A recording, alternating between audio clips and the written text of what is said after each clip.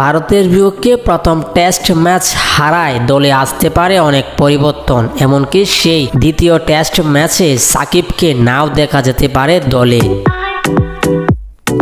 বাংলাদেশ ও ভারতের মধ্যকার দুই ম্যাচের টেস্ট সিরিজের প্রথম ম্যাচটি সমাপ্ত হয়েছে, আর সেখানে বাংলাদেশ 280 রানের বিশাল ব্যবধানে পরাজিত হয়েছে।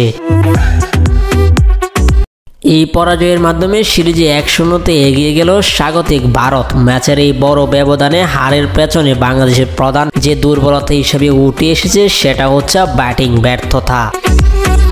বাংলাদেশের ব্যাটসম্যানরা ধারাবাহিকভাবে নিজেদের প্রমাণ করতে ব্যর্থ হয়েছেন। বিশেষ করে টপ অর্ডারের ব্যর্থতা ছিল চোখে পড়ার মতো। তার সঙ্গে যুক্ত হয়েছে বাংলাদেশের স্পিন বিভাগও। পেসাররা যেখানে দুর্দান্ত বোলিং করেছে সেখানে স্পিনাররা কিছুই করতে পারছেন না নিয়মিত উইকেট তুলে নিতে। ফলে প্রথম টেস্টে বড় ব্যবধানে হারতে হয়েছে টাইগারদের।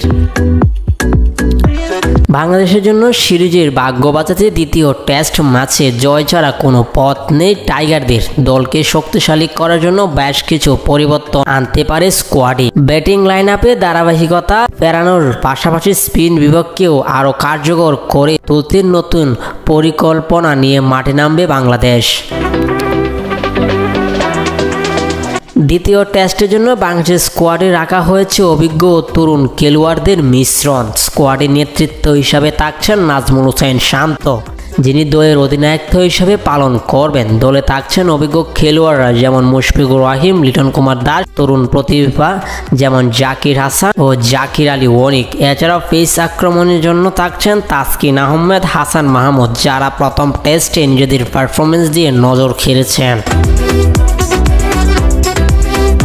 তবে আঙ্গুলের ইনজুরির কারণে দল থেকে বাদ পড়তে পারেন সাকিব আল হাসান। তার জায়গায় দলে আসতে পারেন অভিজ্ঞ স্পিনার নাসুম আহমেদ।